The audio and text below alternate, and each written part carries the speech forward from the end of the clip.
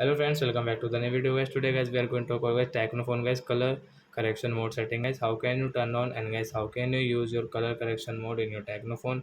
In this video guys I will show you friends. So before starting video friends I want to tell you guys if you're in my channel so then first of all go and subscribe my channel, click the bell icon, like my video. And first of all guys we will on our guys phone setting to on color correction mode and scroll it guys. So as you can see guys your Technophone special function setting can tap here. Guys click on guys your accessibility setting and guys scroll it. And guys you can see guys your color correction can tap here to on it. So friends you can see this icon guys use color correction. So guys we will on from here to use. So you can see color correction mode will on in your Technophone and guys you can see your icon color guys will remove guys is different color. You can see guys your phone screen color is different.